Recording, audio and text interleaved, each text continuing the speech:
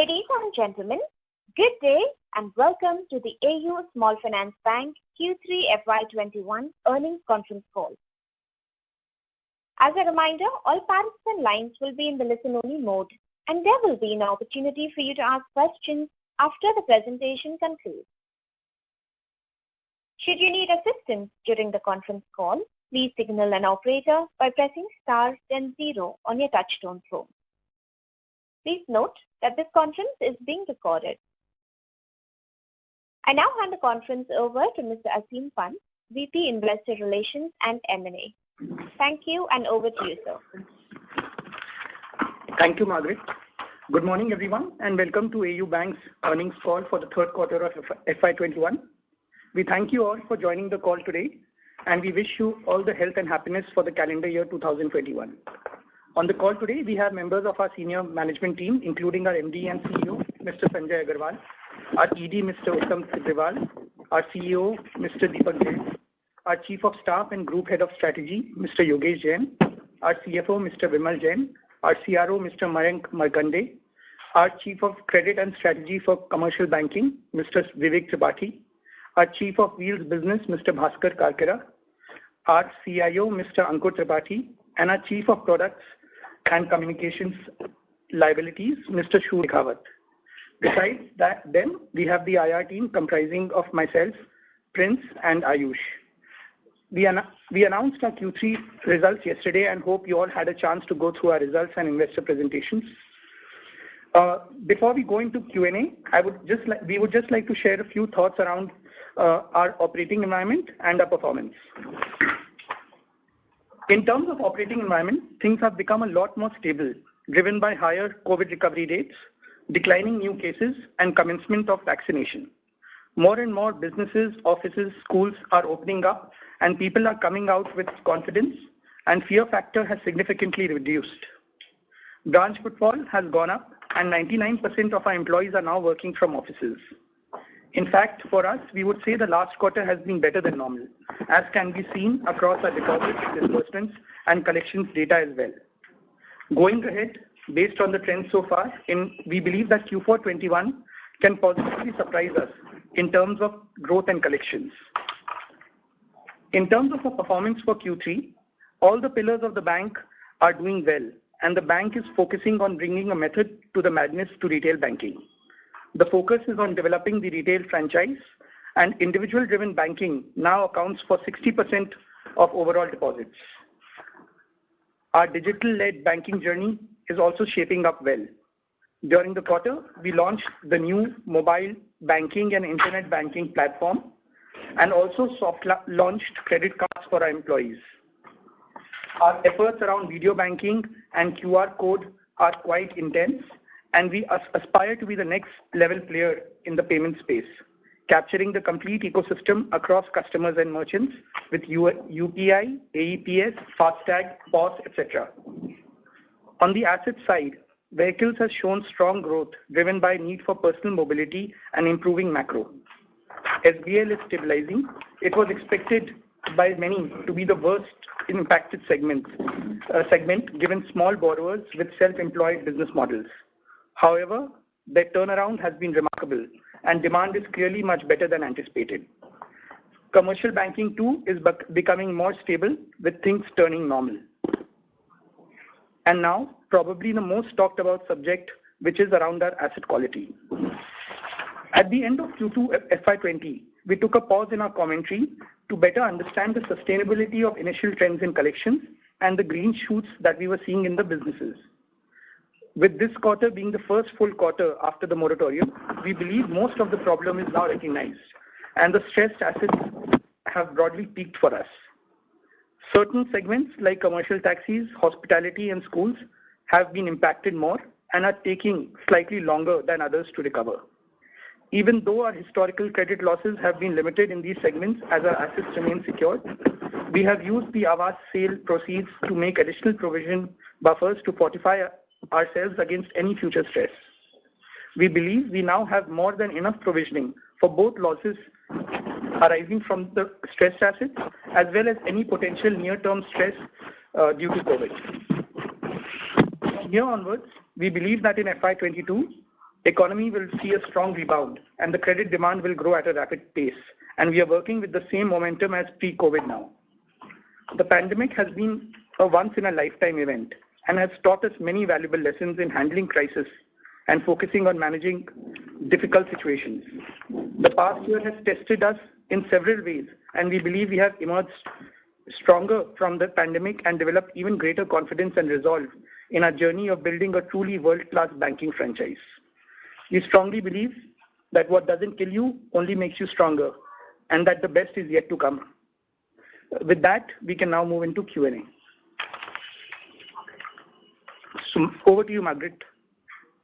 Thank you very much. We will now begin with the question and answer session. Anyone who wishes to ask a question may press star and 1 on the touchtone telephone. If you wish to remove yourself from the question queue, you may press star and 2. Participants are requested to use handsets while asking a question. Ladies and gentlemen, we would request you to please press star and 1 to ask a question at this time. We will wait for a moment while the question queue assembles.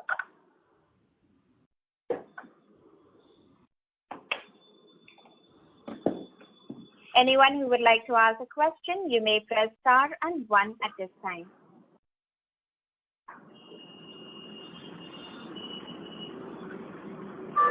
The first question is from the line of Bharat Shah from ASK Investment Managers. Please go ahead. I'm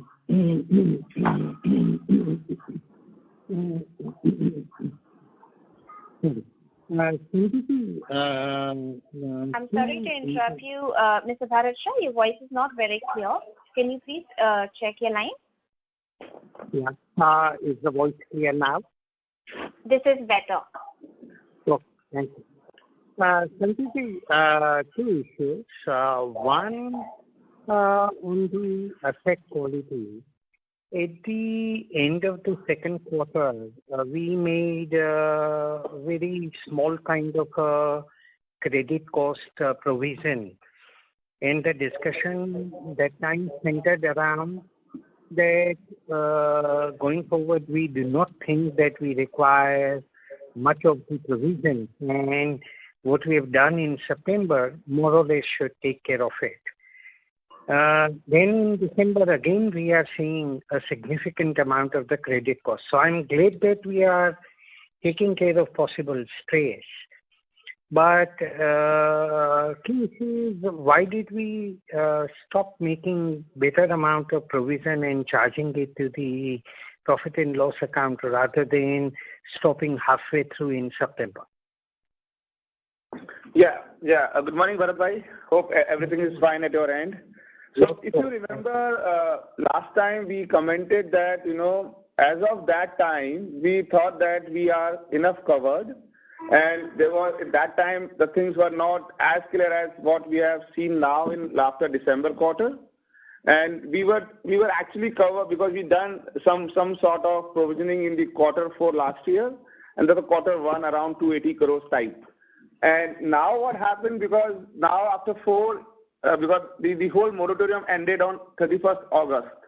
So September, October, November, December, you got 4 clear months, and we have a lot of visibility now. And you will appreciate that, the earlier comment of us that our peak NPA can be around, the peak gross NPA can be around in the range of 3.5 to 4%. So now it's peaking there. I strongly believe that my provision coverage till quarter 1 end, which was 280 crore, is sufficient enough to manage those, because our NPL ratios are always around, net credit loss ratios are always around 0.3, 0.4. But for a prudent practice and being more stronger on our balance sheet size, we have enough cushion available with us this quarter. We thought to really actually prepone our any kind of eventualities. So we created a more provision so that from quarter 4 onwards, and I'm very clear in my heart that from quarter 4 onwards, maybe next 3 to 5 quarters, you won't be seeing a lot of more extra provisioning in AU balance sheet. We really want to convey a very strong message to entire fraternity that for us, the pandemic gets over by December last. So whatever we face as a challenge, as a one-off challenge in last 9 or maybe 12 months, we want to really cover up till December, and we really want to start fresh from January 1st. So that is why I'm conservative this time and thought to do this. So there are two things I'm understanding from this. That whatever we have now provided by December 20, so in terms of the credit cost already, what we in 9 months, what we have provided is almost about 1.75% of the assets. And that should not, from January onwards, our credit cost is more likely to revert to our historical 30-40 basis point cost and should not be out of line other than that. Am I right in that understanding? No, I would say, in my opinion, pandemic has actually hit more to the marginal customers, marginal businesses, and had made some customer marginal, right? So for me, in my whole 30,000 crore of book, which was as of maybe last Feb, we only having a challenge around in 1,000 or maybe 1,500 crore of book. So that whole NPA level has been fast tracked, and we have already done that provision till December. So if you believe me, and if I'm able to predict right for next maybe 4 to 5 quarters, my NCL ratio on an incremental book would be lesser than what you are talking about, because whatever we had a marginal book and marginal customer, we have arrested till December.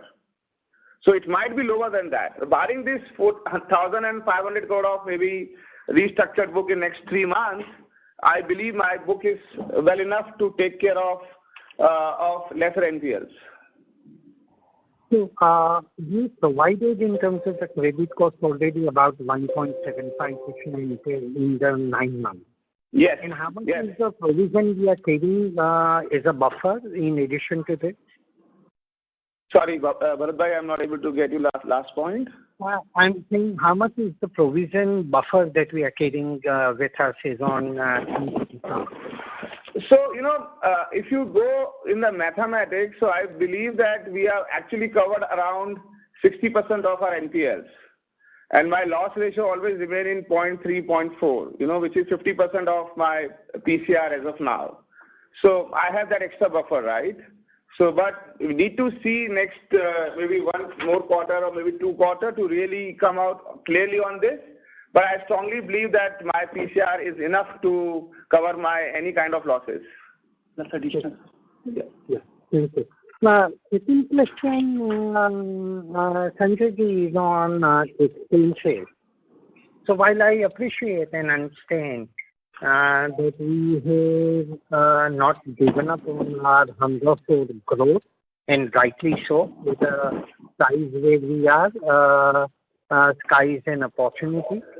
But if I look at expenses in the context... Bharat, I'm sorry, your voice is not clear. I'm not able to hear your question very properly. Okay. I'm sorry for that. Is it clear now?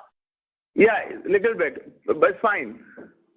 Okay. I was saying that if we look at our expenses over last 5 quarters, while good part is that we are preparing for the growth and that hunger for growth remains, which is a positive.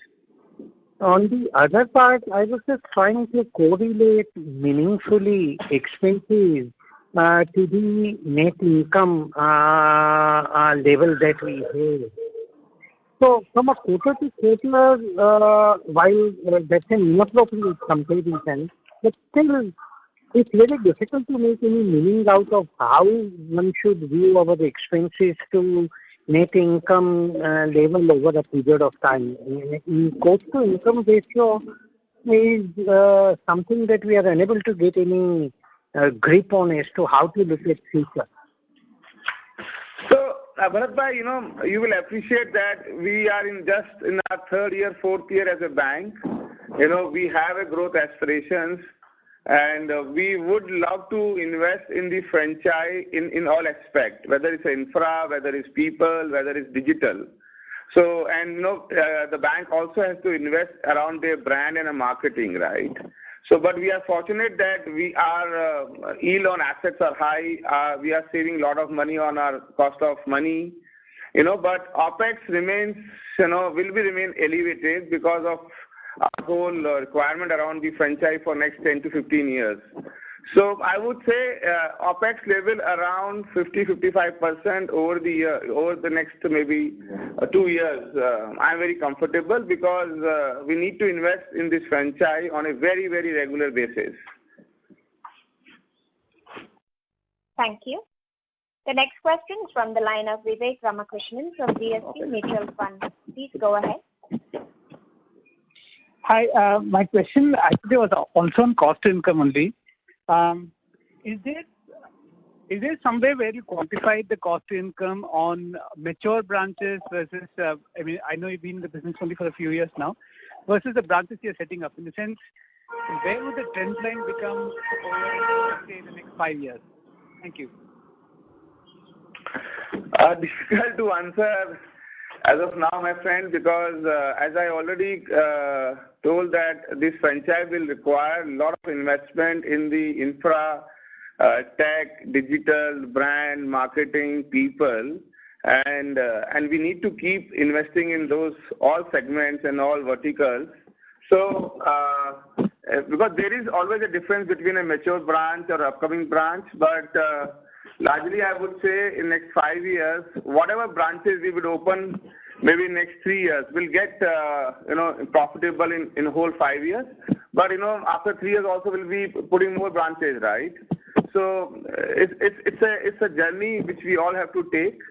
So requesting everybody to have a little bit patience, but I would say that our OPEX to income would not be above level, right? We'll try to manage between a range of 50 to 55%, and because we have that ability to lend high, and our cost of money is also going south end, so I believe that will give us enough margin to manage ourselves. Excellent, sir. Sir, could you also just help us with your wheels business in terms of how the trends are going?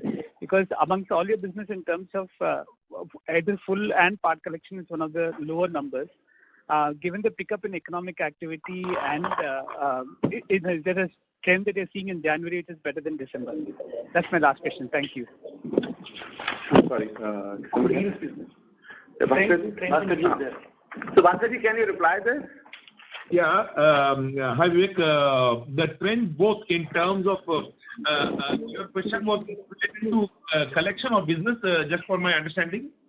It was in respect to collection only. In terms of, you showed 81% as full collection, 6% as part collection. That is amongst your businesses the lower of the numbers. So I just wanted to see how the trend is going in January and what are the factors impacting it. Thank you. Okay. Bhankarji, Mayank can reply, but initially I will tell Vivek that our January numbers are better than December as of now.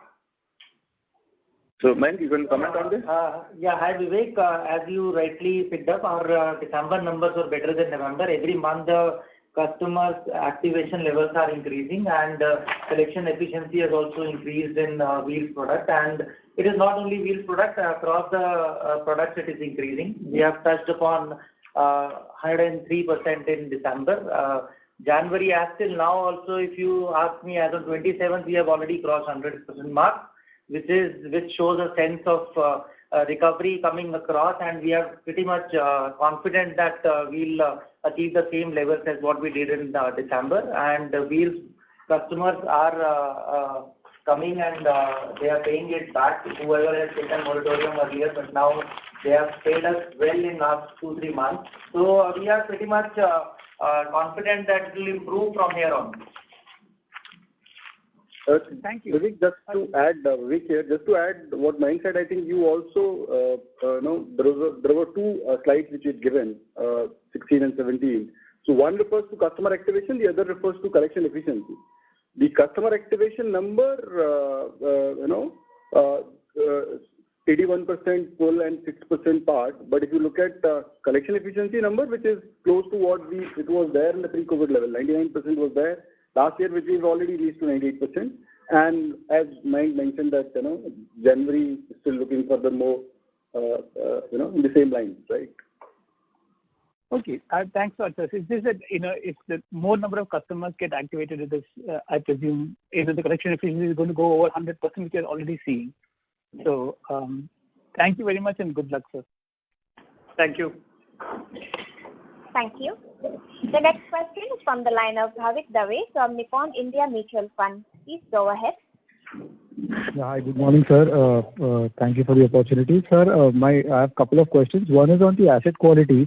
Could you just mention what would be our normalized customer activation rate when it comes to Wheels business, which is at around 82%? What is the number, 81%, sorry, full payment? What is the number like in a normal case of business, like on a pre-COVID level?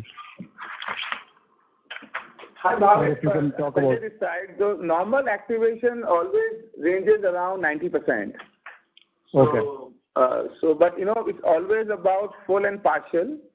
So we are close to that, maybe a 5% down, whatever the pre-COVID levels up to December.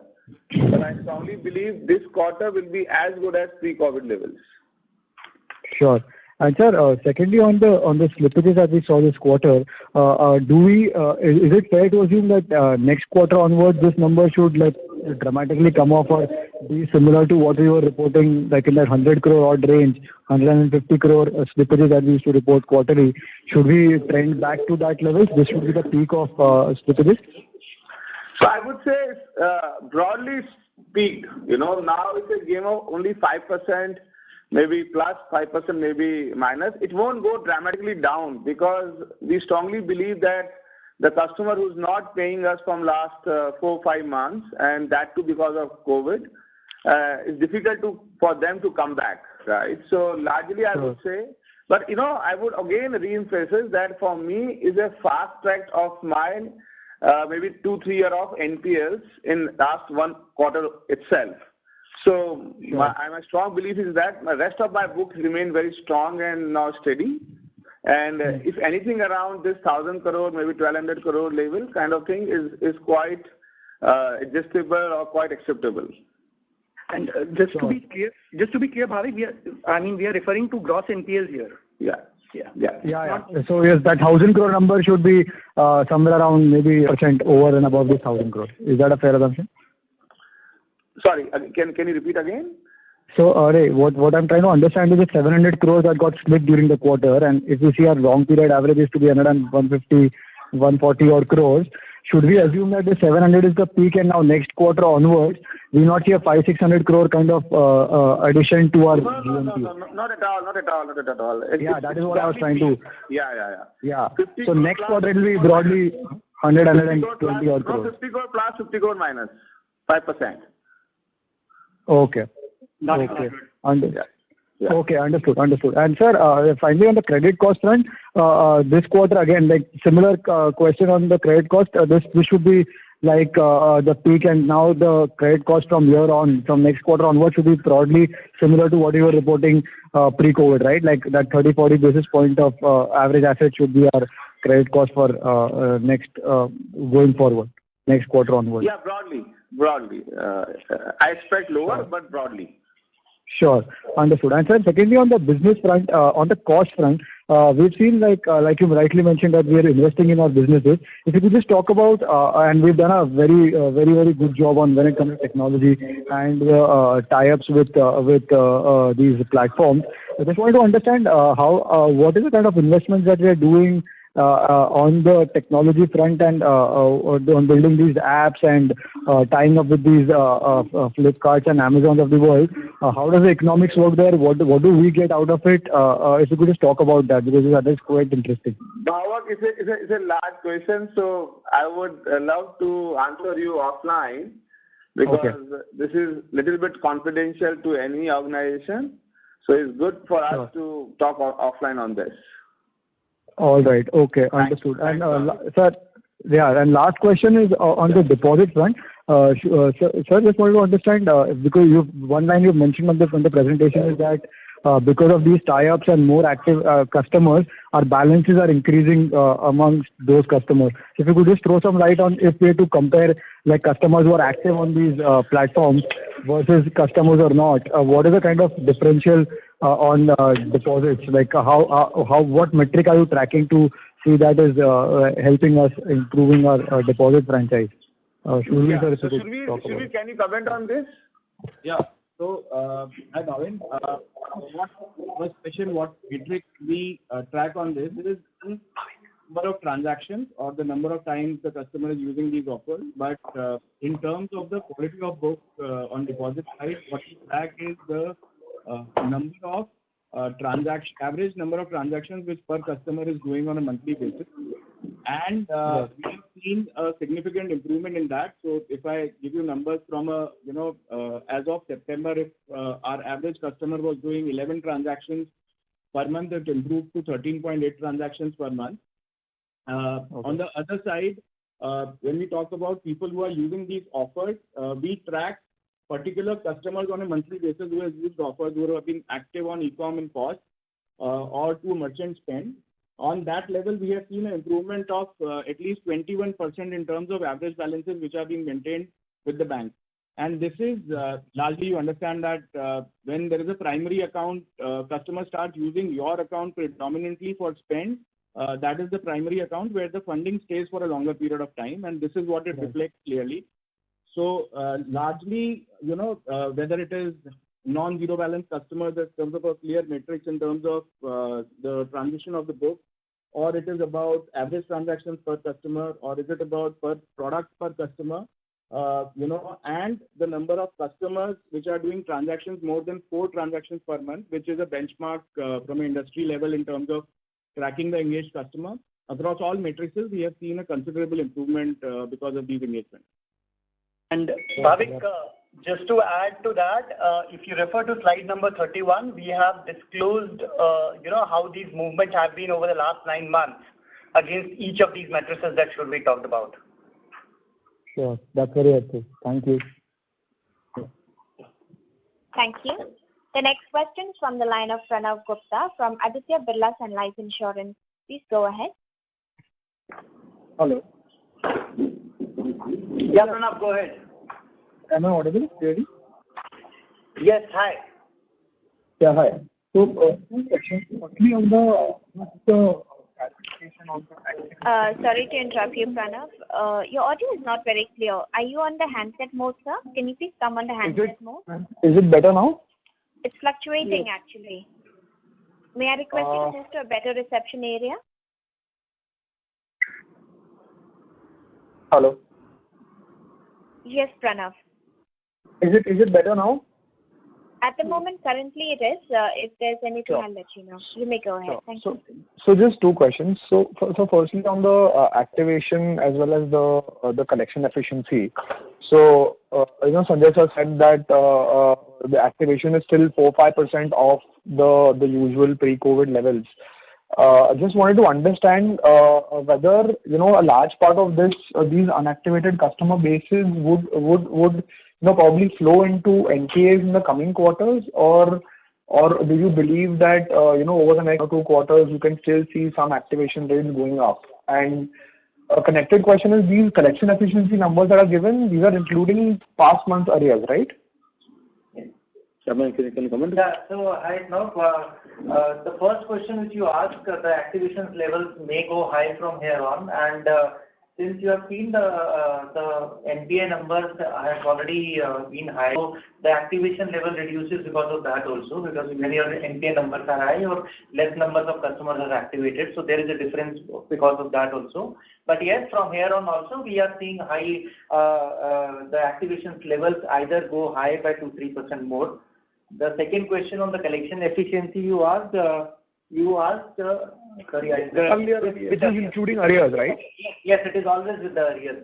Excluding people. Yeah, that is the reason why the product you see above 100% it is going. Yeah, so could you provide us with the probably collection efficiency in Wheels and SBL excluding arrears, if that's possible? Yeah, we can provide. Not as of now. It's not. So we can talk offline on this, because it's a lot of internal data. So we can share you if you really require it. But generally, collection efficiency has been calculated on the opening overdue plus current billing divided by current billing. Understood. Yeah. So, a second question on the growth side. So, Wheels and SBL have seen a good bounce back in growth. If and in tandem with that, we've seen a good, sort of improvement in disbursement yields as well. So, could you talk about, what sort of traction you're seeing on the Wheels side, whether it's, what segments are driving this on the Wheels side specifically, and whether SBL growth is, driven by ECLGS? So I would love Bhaskar to reply on the wheel side, then the rest of the question I can answer. Okay. Yeah. Good morning. See, the momentum the momentum that we are seeing on the wheels business, whatever we have seen in the last quarter, there is a general belief in the industry the momentum should continue. There is a buying at the personal segment which is happening. Most of the people who used to earlier use the trains and buses, they are also looking at entry-level cars. And also there is a demand pickup from the rural areas as well. So both manufacturers, be Maruti, Hyundai broadly being the largest, and Mahindra, all three of them see the momentum continuing in the months to come as well. And it will be from the industry input, it will be driven both sides. There will be a uptake in the rural as well as we should see some demand coming in from the urban as well. So far so good.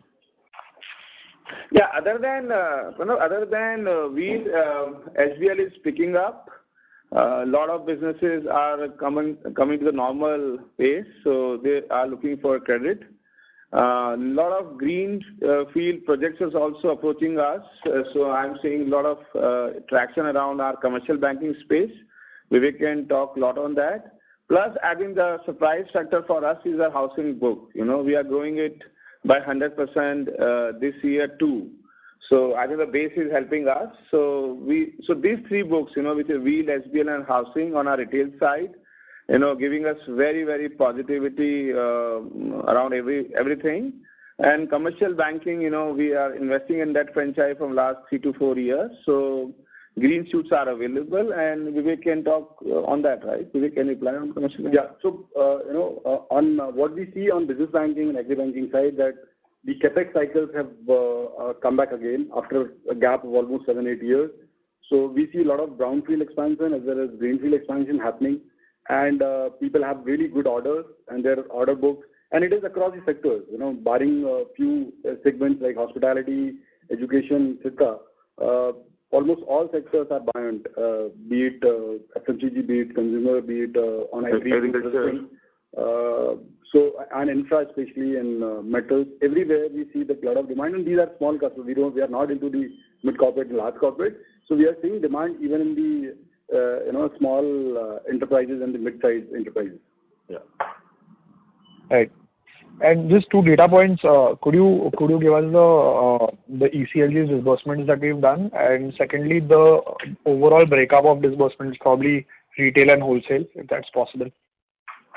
So I'll answer the second part. Overall disbursements for the quarter, Wheels was at 41%. SBL was 23%, so these two major segments, and of course business banking grew by the disbursement was about 11%. Total retail was about 90%, and 89%, and 11% is corporate side. Okay, sure. And ECLGS? So ECLGS, so far till 31st December, we disbursed about 526 odd crores, which is spanning across almost 11,000 customers, 11,600 customers. Yeah. For the quarter, it was close to 150 crores. Sure, sir. Thank you so much. That will be all from my end. Thank you. The next question is from the line of Vikram Raghavan from Moon Capital. Please go ahead.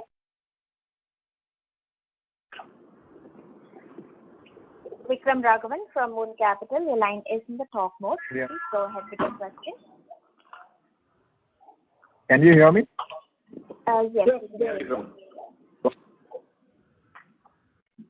So, just continuing the question on ECLGS, is there any color on the end use of credit? What percentage is used to retire other debt, and what is used for fresh funding needs of entrepreneurs? What is the target for the ECLGS? My second question is regarding capital raising plans. When will it happen, and what size is targeted? Thank you. So I would answer first question, which is end use of ECLGS. So it was pretty defined the way policy was designed for ECLGS. It was largely to meet operational expenses, and obviously it was not for a capex. So any short gap between the operational expenses and the revenue generation for the customer for a pandemic period, customers availed this facility. And our ECLGS numbers have been pretty calibrated in terms of people who opted for it and the way we approached to customers. We did entire due diligence in terms of where is the need of money.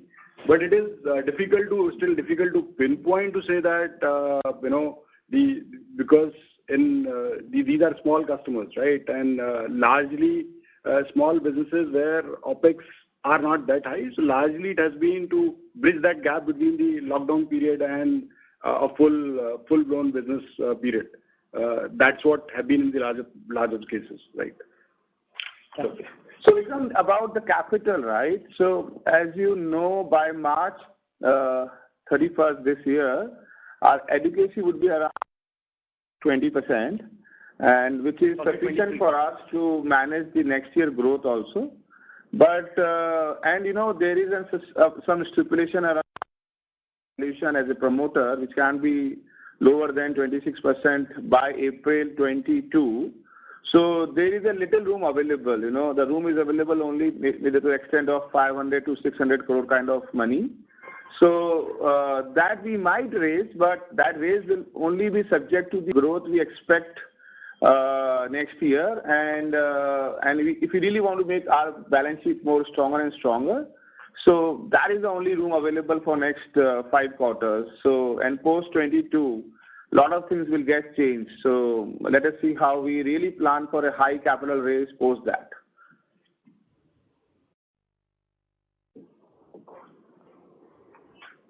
Thank you very much.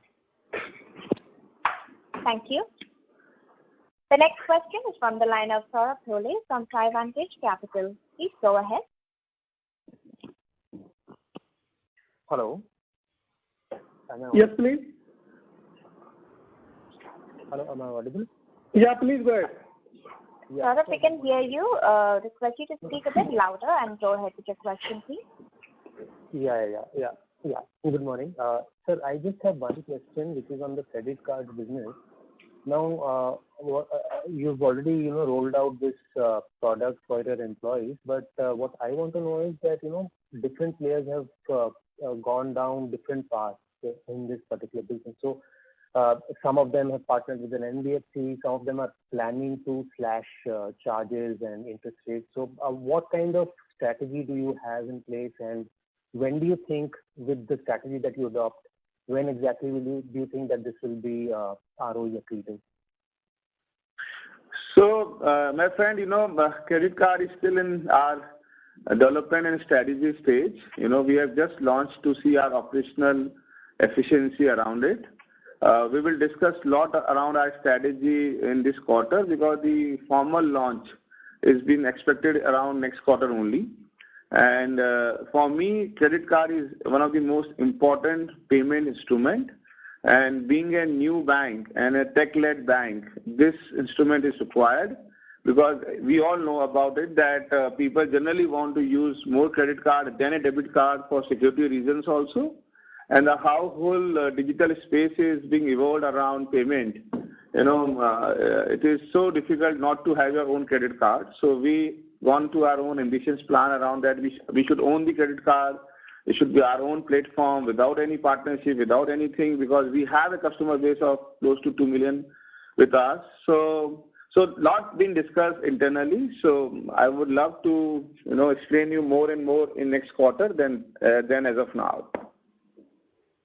Okay. And sir, given the kind of geographies that you operate in, do you think that there is a fair amount of demand for a credit card, given the kind of economics that they are and given the kind of adoption challenges that some of these segments face? So do you think that your own customer base is enough to, launch the product with enough scale?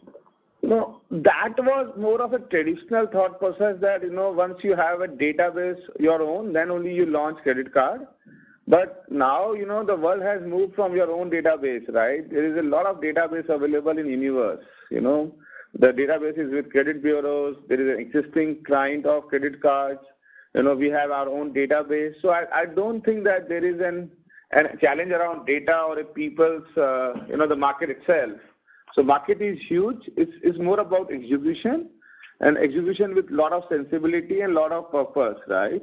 So we are bent upon to build our digital payment space as a subject, right? Whether it's a credit card, whether it's QR code, whether it's UPI, whether it's FASTag, whether it's Bharat Bill Payment System, whether it's APS, you will see AU Bank in next maybe 2 years around every facets of payment, right? Because if you want to really build a transition banking, and if you really want to catch the imagination of a retail depositor, you need to be there with a wholesome product range, right?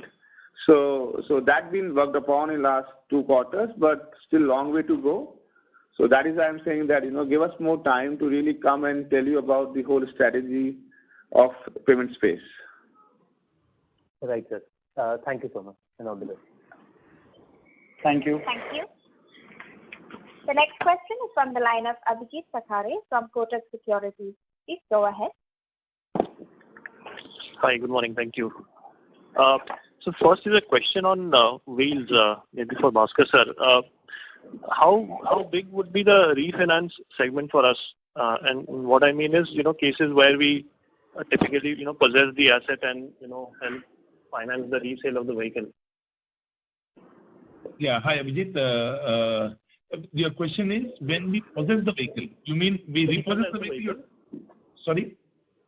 So when we repossess the vehicle, let's say if any customer is facing challenges. Yeah.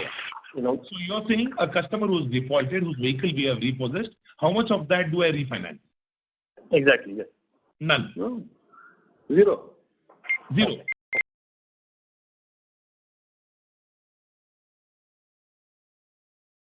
Have this, guarantee arrangement, which helps a lot in certain circumstances.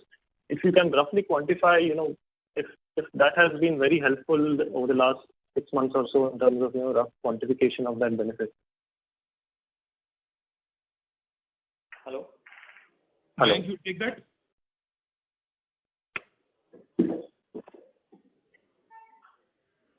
Mayank, are you there? So I think we lost the line. I'll just reconnect you. Yeah, just reconnect. Yeah. And sir, another clarification, sir, on the how do we, when we put out pro forma slippages, we've said that it is based on 90 plus at the end of December. But do we otherwise typically follow a daily stamping of NPLs? Yeah, just hang on for a second. Just wait for a second, Abhijit. Jaipur line got disconnected. Just wait. Sure, yeah. Ladies and gentlemen, we would request you to...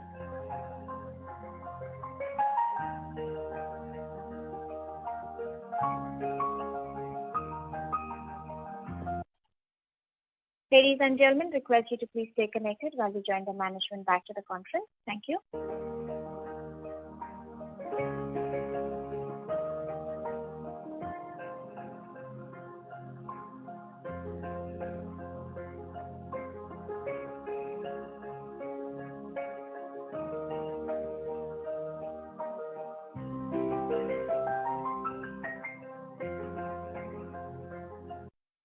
Ladies and gentlemen, thank you for patiently waiting. We have the line for the management reconnected. Over to you, sir.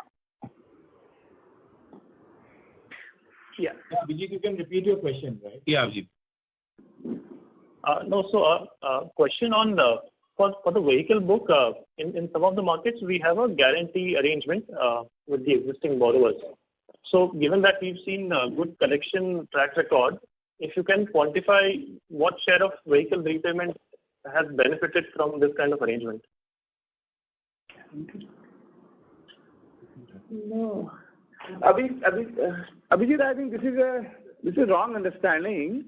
we in a commercial space, we always take guarantor who might be a borrower of us, right? But generally, collection happens because we need to engage with my original borrower, right? The main borrower.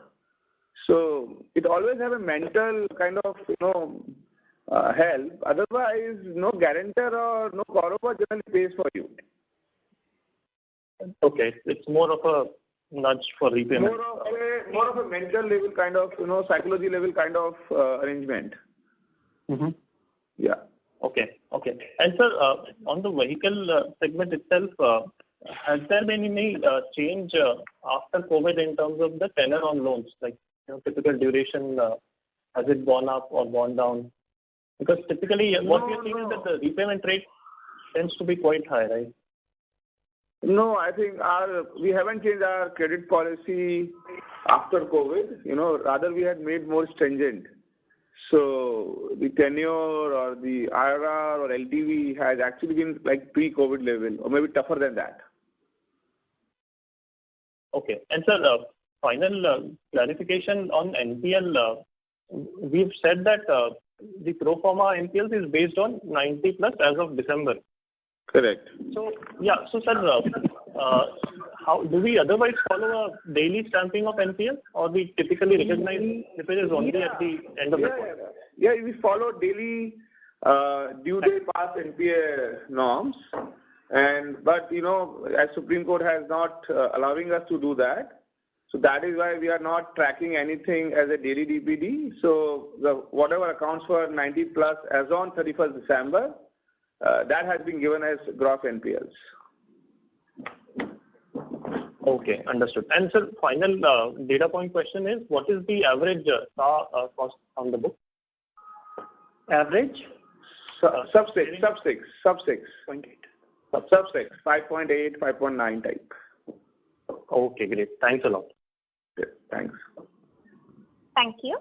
The next question is from the line of Nitin Agarwal from Motilal Oswal Securities. Please go ahead. Yeah, hi. Congratulations on good results. I have a few questions. Firstly, sir, if you can clarify if we have reversed the interest on these performance slippages, because the NII growth is looking very sharp in context to the loan growth. Yeah, we have made provisions for that, against that. So there are 37, 38 odd crore provisions made on this 1100 crore book. Because we can't make reverse in the books account because you haven't tagged it as NPA. But to do a prudent accounting, we have made a provision against interest. On the entire amount? Yeah, 48 crores. 38 crore. 37 crores. 37, yeah. Okay. And secondly, sir, on the restructuring, now we have offered 3 to 6 months of moratorium on principal payments. Do you think that this much will be enough for the borrowers, or do you think that we are going rather conservative here than what we should? Restructuring mostly. Eventually it depends on the customer segment. So if it is, let's say, a school, where we anticipate that, this academic year, a lot of parents have not paid fees, especially in the rural segment. But no, as most of the state has allowed for 9, 10, 11, 12 school opening from January onwards, and probably next month 6 to 8 classes will also resume. So we see this is, and that is how the customers are approaching, that they want further 3 months or 5 months or 6 months of a breather. Accordingly, we are giving. It's not our guidance on it. It is a customer requirement. Basis that we are assessing and giving moratorium. Okay. And is it possible if you can share how much of this restructuring of potentially 1.5% is going to be school and the allied exposure within this? We can discuss it offline, Yeah, so Nitin, we have in any case given the Wheels and SBL, the breakup in terms of the business segments. Now, within further cuts within that business segment, we can definitely discuss. Sure. And lastly, if I look at the geographical expansion, we are adding our presence to new states. This quarter, we have added another 2-3 states.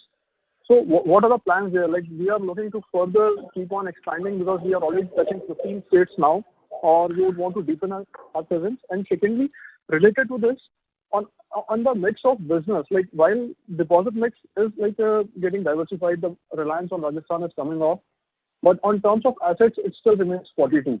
So how do you see that? So Nitin, first of all, we are not expanding state, we are expanding cities. So the strategy is to go and be at every state capital. If you really see our expansions, we are now at Kolkata, we are now at Hyderabad, we are now at Guwahati, Bhubaneswar, Bangalore, Lucknow, right? Our immediate state can be UP. So that's why we are in Kanpur and shortly opening in Agra, Lucknow, shortly opening in Banaras. So we really want to expand more deeper in UP for the next 3 to 5 years. But other than that, as you all know that because deposit franchise always is largely led by cities, money lives in big cities, so we really want to go there, and our digital property should help us in further accepting as a franchise, because generally people don't want now branches. The video banking can be a great a great changer where people might want to interact more on video than on the branches. So we are working on many aspects. So the branch expansion can be very calibrated as we move forward. In terms of Rajasthan and being 42% in asset, it will gradually come down because the other states are picking up. Our Gujarat, MP, Delhi, Haryana, Punjab. They are now showing that they can take the leadership positions, and I hope in next maybe 2-3 years, you will see substantial reduction in our Rajasthan share in terms of assets. Okay, sure. Thanks so much.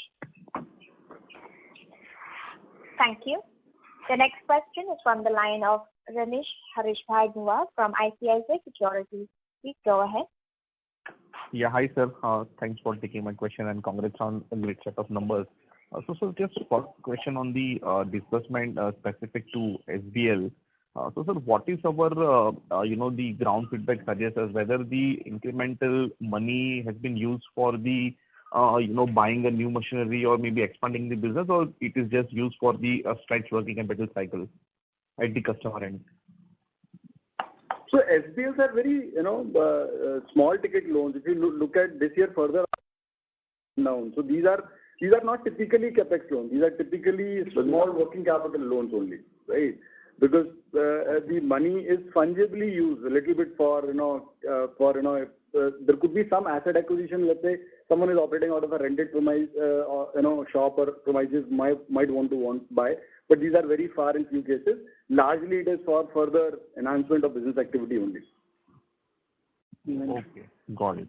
Yeah. Okay. So next question is on the the stress pool. I think in last con call we highlighted that our stress pool would remain around 2.75%. So it is fair to assume that the pro forma slippage broadly captures that.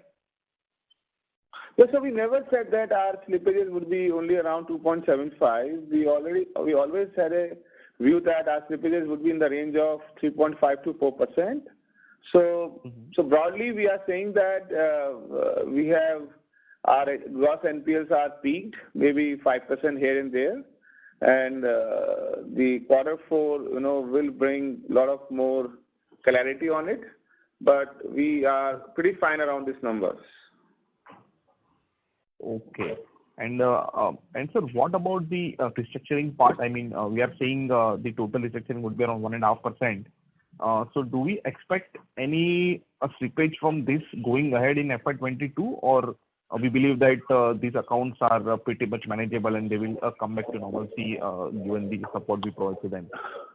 No, we say broadly this will be the last quarter to do any kind of restructuring because the guy who is in trouble, right? He just coming back and saying that he requires a little more time. He might be looking for some structuring around his tenure, time, EMI. So that we already in discussion with the customer and customer in discussion with us. So we are in the last leg of it. What we have given as estimation can be in a high, with extreme number, right? It might range in between 1.2 to 1.3 also. So let us see, because the gradual numbers are now slowing down. And I don't think that restructuring account is as bad as NPLs, because in this customer has a lot of intention, is sitting and coming and discussing with us his challenges, and we are also helping him out, right? And it's all secured. So I strongly believe that the restructured account will behave as what NPLs will behave.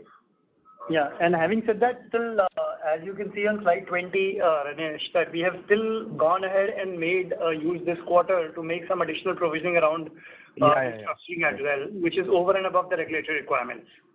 Yes. Yeah. So, sir, just last question to Sanjay, sir. So, sir, it is fair to assume that from FY22 onwards, the growth and credit cost both will normalize to a historical level? I would say from Q4 onwards, my friend.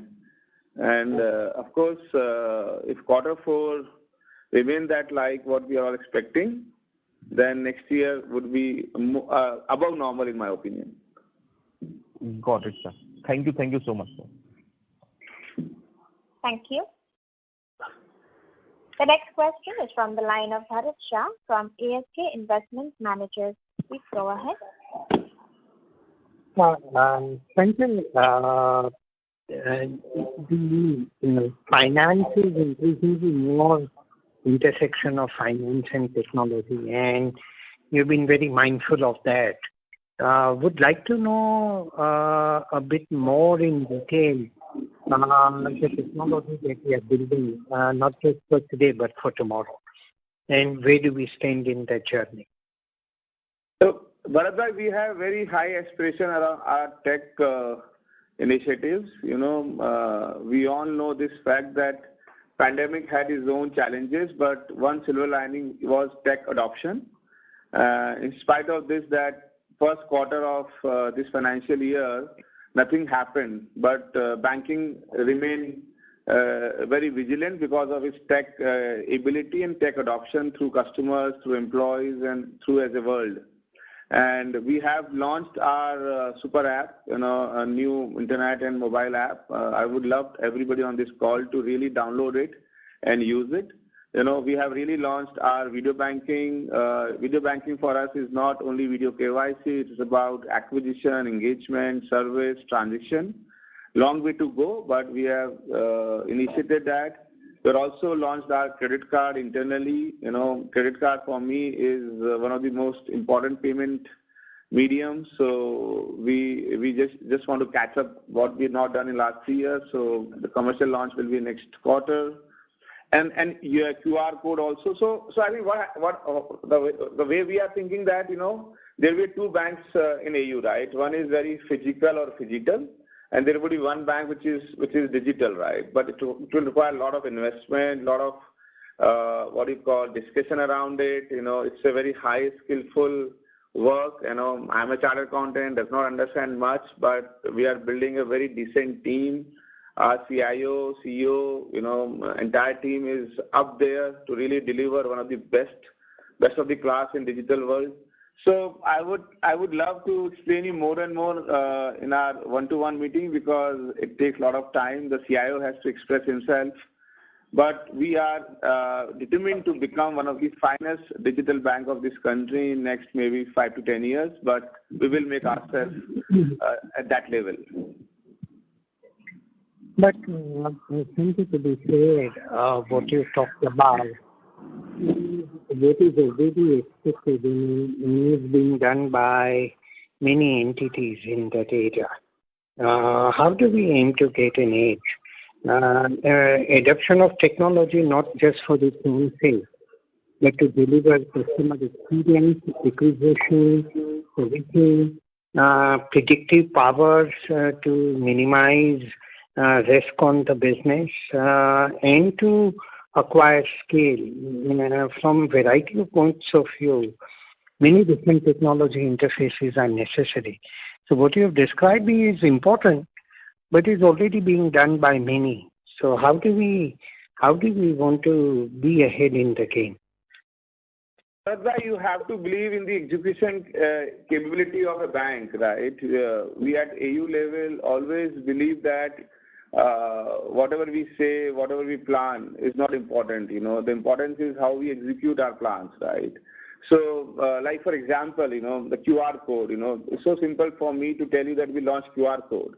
But happy to say you that we actually had now 40,000 QR codes in which the activation level is around 75%. The benchmark in industry is around 50%, right? And we have aspired to do around 1 lakh QR code by March, right? And it's an amazing merchant activation tool. And then, from April onwards, we really want to launch analytical-driven credit to those customers, right? So honestly, I don't want to talk much on this call because this is our own strategy.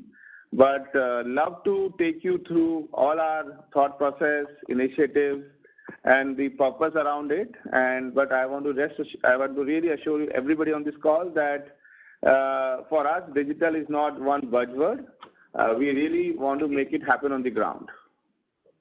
It would be a good idea, Sanjay, if you hold a session which only focuses on technology and various kinds of things that we are doing. I think that will be very educative and very important to understand where we are.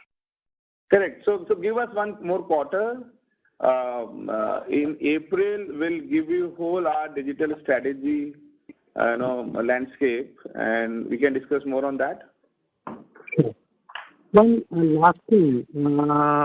Should we say that fiscal 21 was a rude interruption created by an enemy which sneaked in, but from next year, fiscal 22 onwards, we are back to where we were as if fiscal 21 did not occur. Would that be fair to say as far as the EU is concerned? Bharatbhai, my take on last year is that because we always say internally that AU is forever, right? We are in the journey of our next 100 years.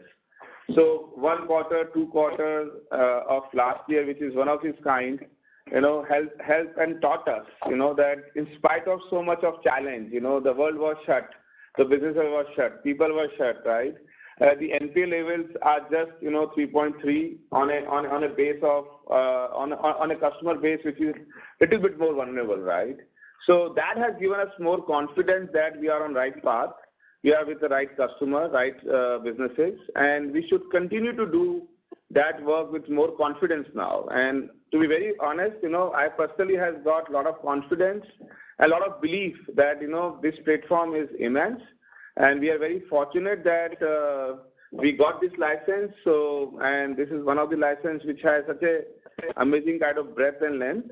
So if the team is able to manage this whole volume, the way we handled last 9 months, the future is very, very bright. Just one last point there, Sanjay. It's interesting that you made a statement about 100 years and more for the EU. But just to put a picture in perspective, globally, all kinds of businesses, all kind of homes, more than 98.5%, 99% businesses don't last even beyond 50. So ambition of 100 years and more will require huge amount of perspicacity, resilience, real strength of the character to be built to last that long. I thought I'll just bring that point in. Appreciate. But we already scored first 25. So, and I being a cricketer always know that first 25 is so difficult, right? So I think next 25 is also important, but post that the team should have that ability. And whether you will also appreciate that banking platform, in that 2% which left, which would have survived 100 years, 50% would have been the banking one, because I read somewhere that the oldest bank in this world is still alive, which is 500-year-old. Your own Citibank is more than 100 years. Your own SBI is more than 100 years.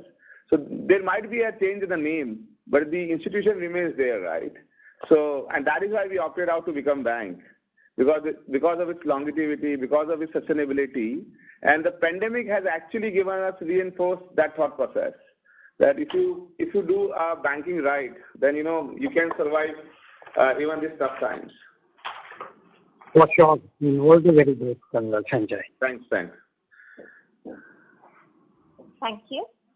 Ladies and gentlemen, due to time constraints, that was the last question for today.